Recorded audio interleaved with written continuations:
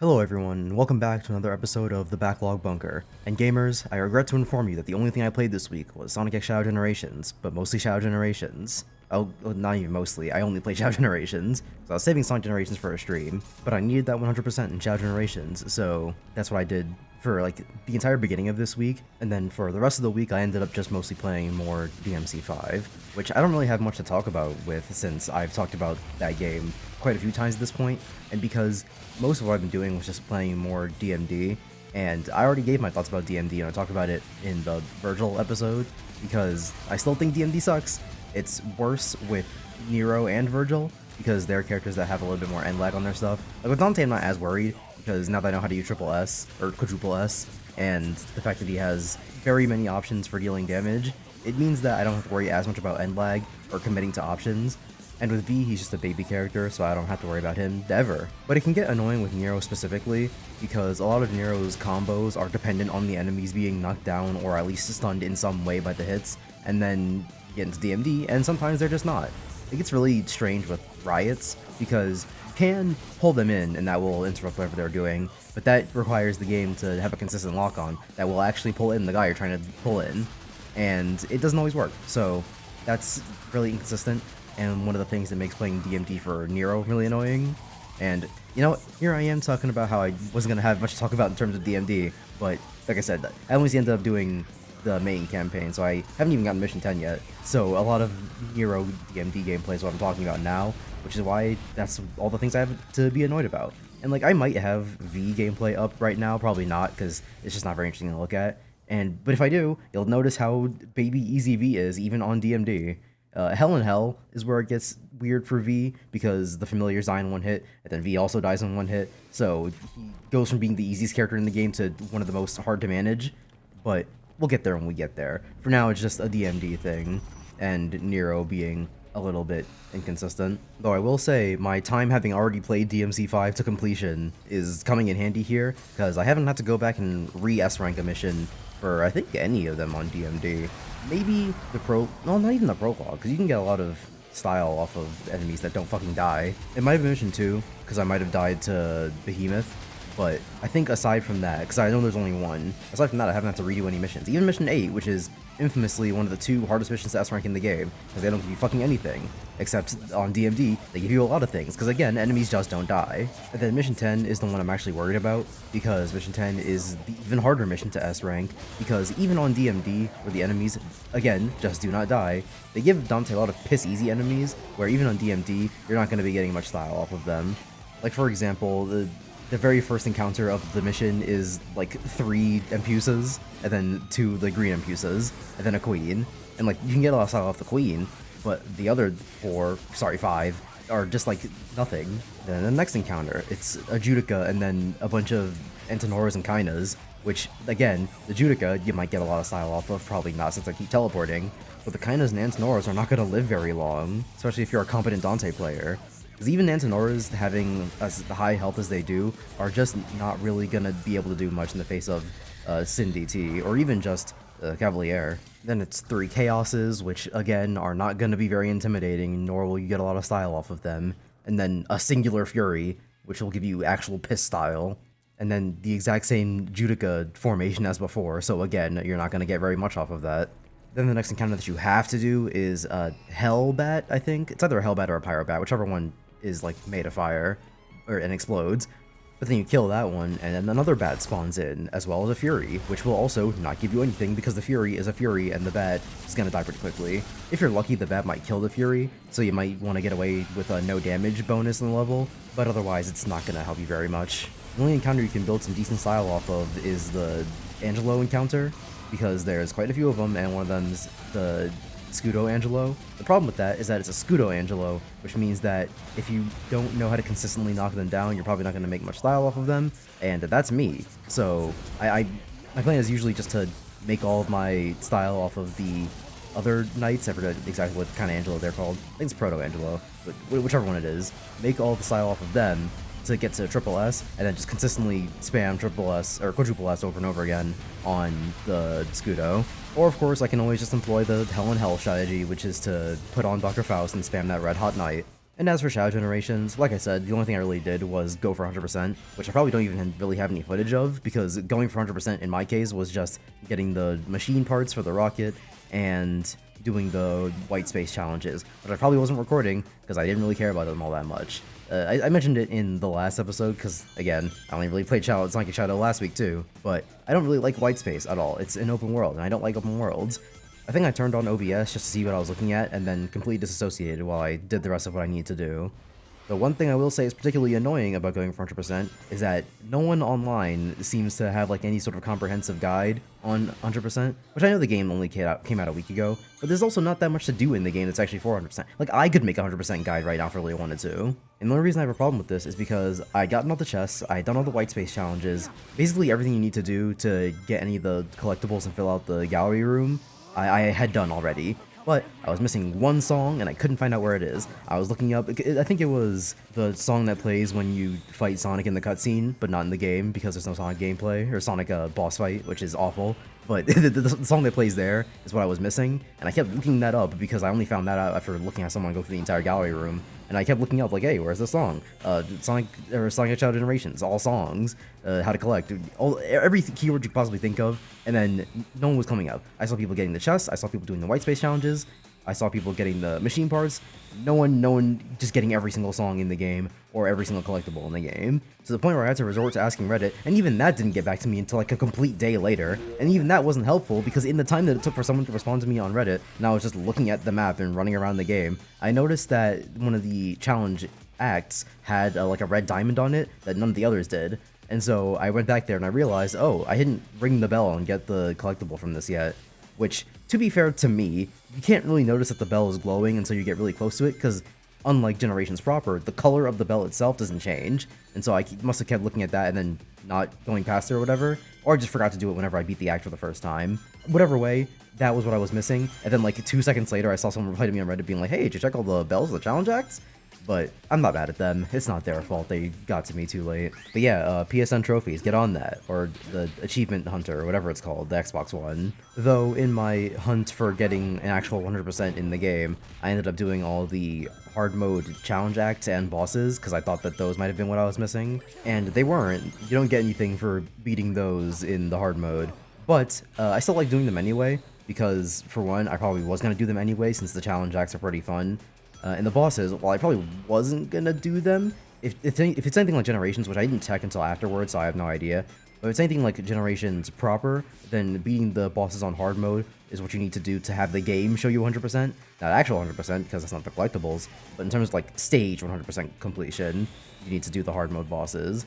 So I guess I'm glad I did them anyway, and they were fun. Though the only boss that I actually liked doing on hard mode is Metal Overlord, because they actually changed up the way you fight him for the hard mode. Like, you can't just go to the ramps to get your homing attacks in now. You have to actually like use a Doom Spear on it first, or use Chaos Control, or whatever other minor changes they made that make it harder. They changed up the orientation of his missiles too when you get to the second phase. It's a lot of interesting things they actually do with the fight that would make it a hard mode fight, as opposed to Biolizard and Mephiles, where they just tell you, hey, do it with no rings. And I had to replay Neo Devil Doom a couple of times to get the Untouchable trophy, and in doing so, it made me really appreciate the soundtrack of the boss. I was gonna think of maybe saying and maybe appreciate the boss itself, but the boss itself didn't really change much for me. I always thought it was, pretty good, better than Generations boss proper, but that's not really a high bar to clear. Though it's also not as bad as people say it is.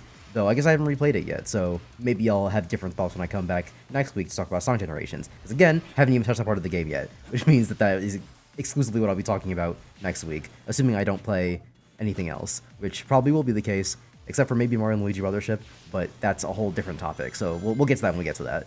But yeah, Neo Devil Doom, I really like the version of All of Me that plays. Or sorry, not All of Me, All Hail Shadow. I wish it was All of Me, because I feel like All of Me and Never Turn Back are more accurate in terms of being like Shadow's theme, not necessarily All Hail Shadow, but All Hail Shadow was also a very good song, so I can't really complain. I just think that the other two fit more as like a conclusive thing. But at the end of the day, my thoughts on Shadow Generations haven't really changed. It's the same thing I said last week, and part of what I said in that video. Which, by the way, that video was weirdly contentious and also weirdly popular. Okay, not weirdly contentious. I knew people weren't gonna like it, because people are really defensive about Sonic games. But I didn't think it was gonna be that popular. Like, not my second most popular video popular. Well, most popular real video, because I think I've uploaded a few memes that did pretty well. In terms of like actual videos that I've made, I think the only one above the Sonic video is the Metal Gear Solid video, and I uploaded that like day and date with the MGS collection coming out, so that one makes way more sense. My video came out like a week after Sonic X Shadow did, so while it was technically still hot, it wasn't exactly like right off the press as hot. Because my Ace Attorney video came out a week after the Apollo Justice trilogy came out, and even if anything, that was more connected to the Apollo Justice trilogy than anything. But that one scored, or not scored, but like that one got viewed way lower than anything else. Though I guess you could argue that maybe it was because people were just buying the Apollo Justice collection, so they didn't want to spoil themselves. As opposed to like with Metal Gear, where everyone's played MGS 1, 2, and 3, they're probably the easiest ones to play.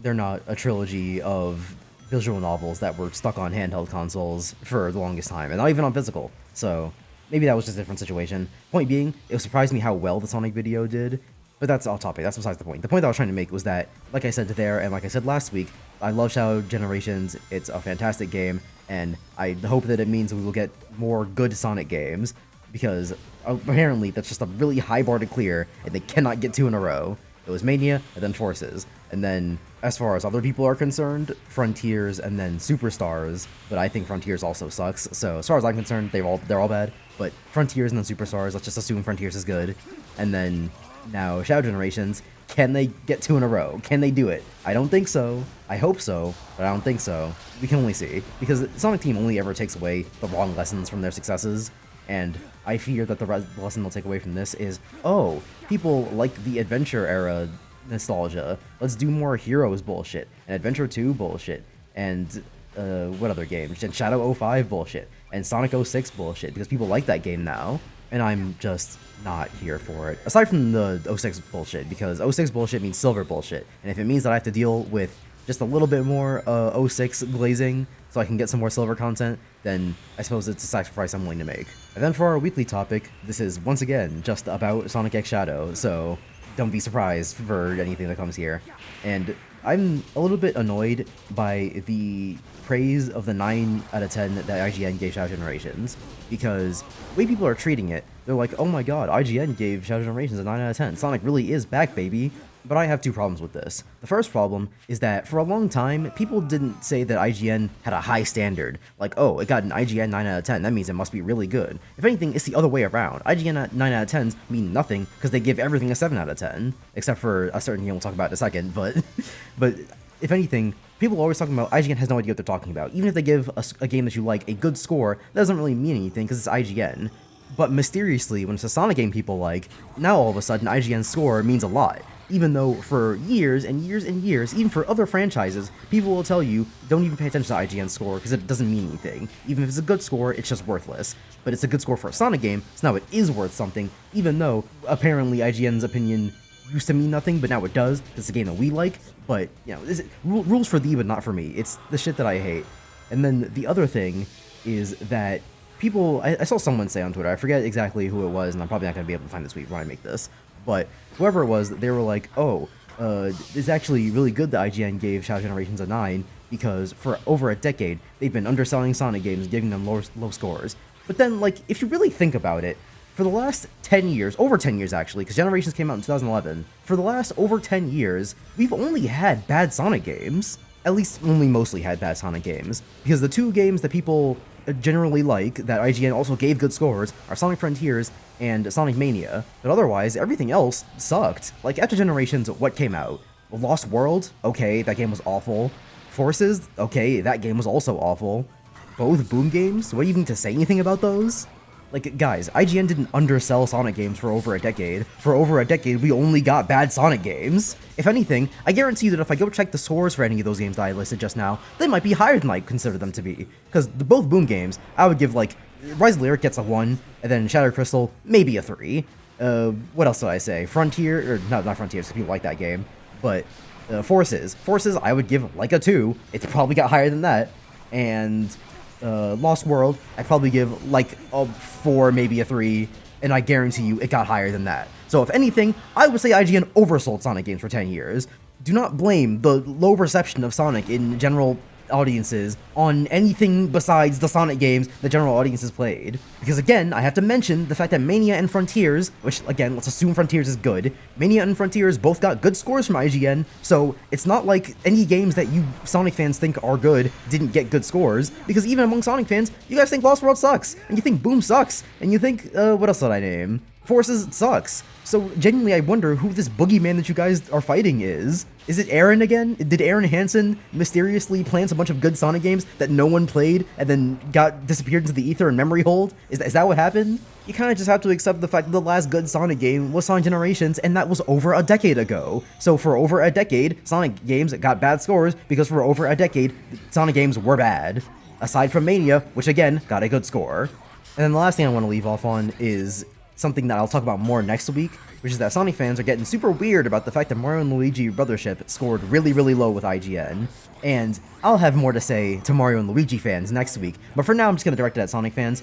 Guys, you can't gloat about a Sonic game scoring higher than a Mario game because, look at the times have changed. Because again, you can't say that IGN isn't worth anything for years and years and years, but then suddenly, when it's a game you like that gets a good score, and a different game gets a bad score, now suddenly, everything's right with the world. I'm not saying you have to take a hard stance on whether or not IGN good or IGN bad, but that your stance cannot both be IGN good and IGN bad. Statistically, a 9 out of 10 Sonic game was going to end up better than some other game, so this isn't really like some huge point. Just because it's a Mario game doesn't mean it was going to score a 9 out of 10. It could have gotten an 8. Didn't Super Mario 3D World for Switch get like a fucking 7? So this is not like some insane occurrence. They made a good Sonic game, and so it scored well. This isn't some insane thing, guys. You can argue that hasn't always been the case, because Unleashed scored very, very poorly, even with the actual console version, not like Sonic Unleashed. But you could argue that Unleashed was a good game that scored very poorly. And yeah, that's true, but Unleashed was also like 16 years ago? So let's not use time as any metric again, because again, 10 years, bad Sonic games, 10 years, bad scores. So they can score things accurately.